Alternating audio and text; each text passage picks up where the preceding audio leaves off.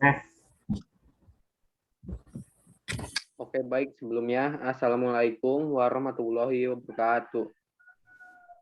Waalaikumsalam warahmatullahi wabarakatuh. warahmatullahi wabarakatuh. Kami dari kelompok 4 ingin mempresentasikan hasil diskusi kelompok kami untuk anggotanya. Yang pertama ada Dendi Maulana, Rainaldi B. Marbun, Nuryana, Muhammad Herianto, Syahrul Muharram, Wahyu Hadi Permana.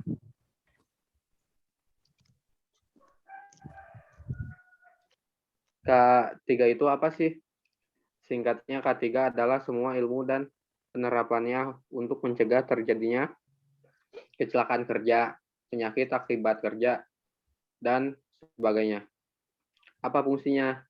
K3 berperan untuk menjamin setiap tenaga kerja yang mendapat perlindungan dari kesehatan dan keselamatan selama bekerja. Menjamin setiap sumber produksi yang layak dan aman digunakan sehingga mengurangi risiko kerugian yang digunakan diakibatkan oleh kecelakaan kerja. Mengapa di perusahaan harus ada K3? Kesehatan dan keselamatan kerja merupakan upaya kita untuk menciptakan lingkungan kerja yang sehat dan aman, sehingga dapat mengurangi probabilitas kecelakaan kerja atau penyakit akibat kelalaian yang mengakibatkan demotivasi dan defisiensi produktivitas kerja. Untuk selanjutnya akan dibacakan oleh teman saya, Syahrul. Terima kasih, Wahyu. Saya akan melanjutkan dalam menjalankan aktivitas operasionalnya. PJB senantiasa memperhatikan dan mematuhi berbagai ketentuan yang berlaku, termasuk Undang-Undang Nomor 13 Tahun 2003 tentang Ketenagakerjaan, Pasal 86 Ayat 2. Pada undang-undang tersebut disebutkan bahwa penyelenggaraan upaya keselamatan dan kesehatan kerja karyawan wajib dijalankan untuk melindungi keselamatan pekerja atau buruh guna mewujudkan produktivitas kerja yang optimal. Selain itu, pengelolaan K3 yang dijalankan PJB berpedoman pada OKSAS 1801 terkait pelaksanaan SMK 3 di lingkungan perusahaan. PJB mengacu pada peraturan pemerintah nomor 50 tahun 2012 tentang implementasi SMK 3, sehingga memiliki sasaran-sasaran pengelolaan K3 yang disusun selaras dengan kebijakan pengelolaan lingkungan. Sasaran-sasaran tersebut adalah sebagai berikut.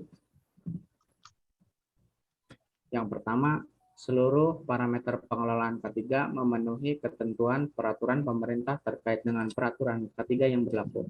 Yang kedua, tercapainya zero accident di seluruh untuk pembangkit. Yang ketiga, sertifikat sistem manajemen OKSAS 1801 dan SMK 3 pada semua unit dapat dipertahankan. Mungkin ada yang bertanya-tanya tentang apa hubungan antara OKSAS 1801 2007 dan SMK 3 PP nomor 50 tahun 2012 Occupational Health and Safety Assessment Series OKSAS 1801 adalah sistem manajemen K3 yang berlaku secara internasional.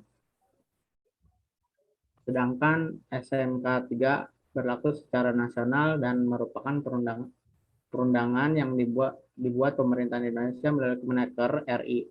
Seringkali perusahaan berada pada pilihan mana yang harus diterapkan terlebih dahulu antara OKSAS 1801-2007 atau SMK 3 PP nomor 50 tahun 2012. Lalu apa persamaan di antara keduanya? Yang pertama, penetapan kebijakan K3. Terus perancangan penerapan K3, pengukuran, pemantauan, dan evaluasi kinerja K3. Oke, lanjut.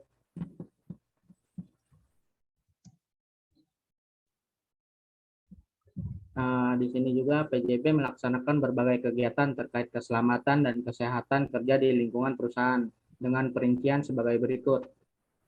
Yang pertama itu ada promotif atau penyuluhan. Di sini promotif dan penyuluhan presentasi kesehatan dan dalam media klub pustaka, serta peringatan bulan K3 nasional dan pelaksanaan seminar K3. Yang kedua, preventif atau pencegahan, meliputi edukasi one-on-one atau personal, follow up, medical check up tahunan, pelaksanaan lomba pemadam kebakaran, dan pengukuran lingkungan kerja faktor fisika, kimia, biologi, dan ergonomi. Yang ketiga, kuratif pengobatan. Di sini ada pelayanan kesehatan di ruang dokter, menjalin kerjasama dengan rumah sakit dan klinik di sekitar perusahaan. Yang keempat, SOP tanggap darurat. Di sini ada SOP tanggap darurat kebakaran, terus selanjutnya seperti ledakan, gempa bumi, huru-hara, dan bencana alam. Oke, sekian terima kasih yang dapat saya sampaikan.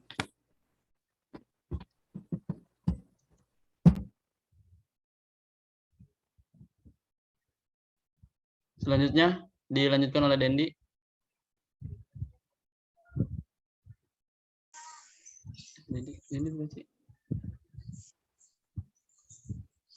Seperti yang kita lihat, terdapat susunan komite yang ada di PT PJB sebagai berikut.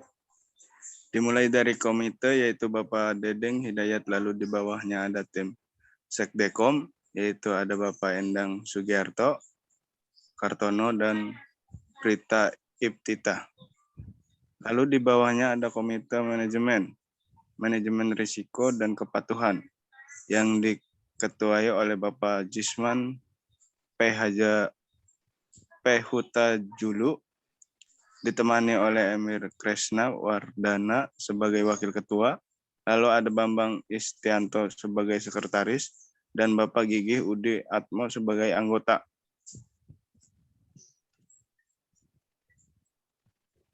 Next.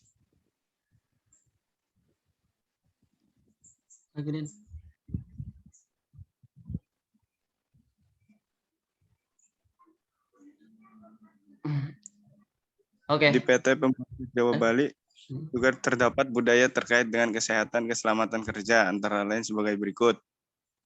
Yang pertama, mengetahui peraturan prosedur dan peraturan mengenai keselamatan kerja.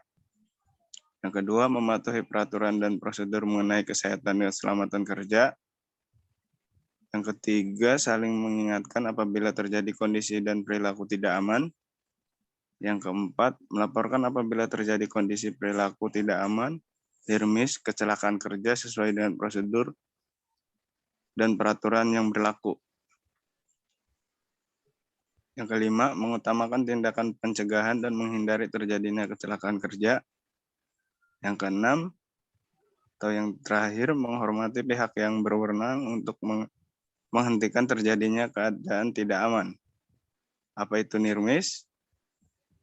NIRMIS merupakan kejadian yang tidak terduga, yang tidak menghasilkan cedera atau kerusakan, tapi berpotensi menghasilkan cedera dan kerusakan.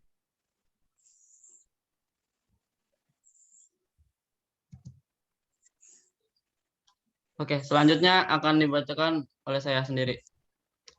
Di perusahaan PJB terdapat larangan. Yang pertama itu bekerja tidak mematuhi peraturan dan prosedur mengenai keselamatan dan kesehatan kerja serta pelestarian lingkungan. Lalu yang kedua, memerintahkan bawahan untuk bekerja tidak sesuai prosedur atau alat pelindung diri sesuai dengan aturan yang berlaku. Lalu yang ketiga, mengabaikan kelestarian lingkungan sekitar pada proses aktivitas operasional perusahaan. Next, sarana yang disediakan oleh PT Pembangkit Jawa Bali.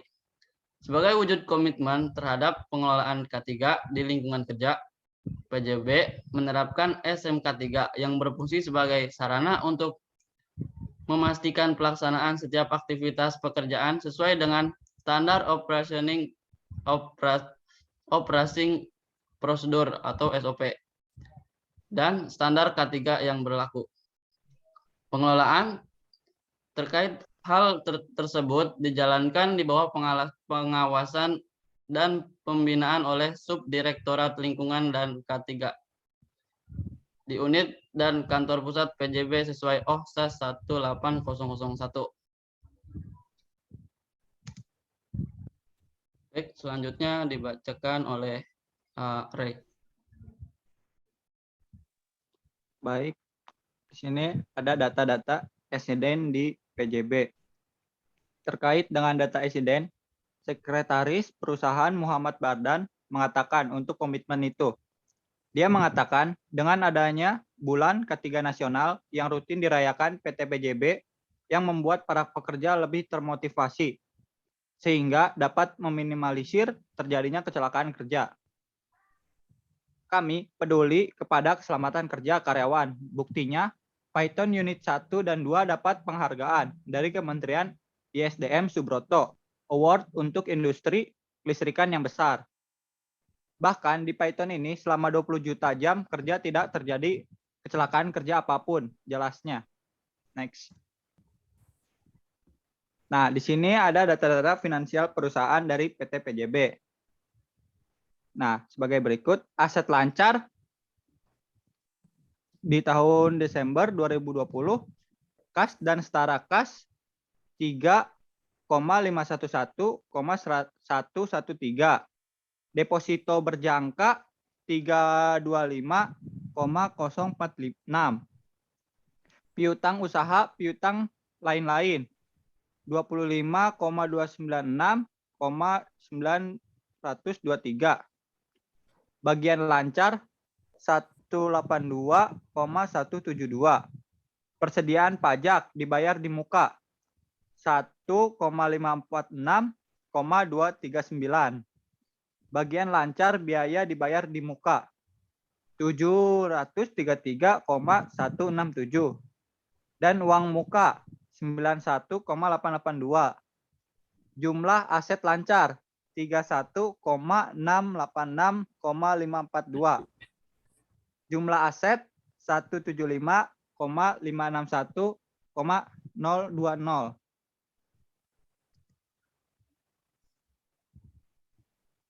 Oke, baik. Mungkin sekian dari kelompok kami. Mohon maaf bila ada salah. Wassalamualaikum warahmatullahi wabarakatuh. Waalaikumsalam warahmatullahi wabarakatuh.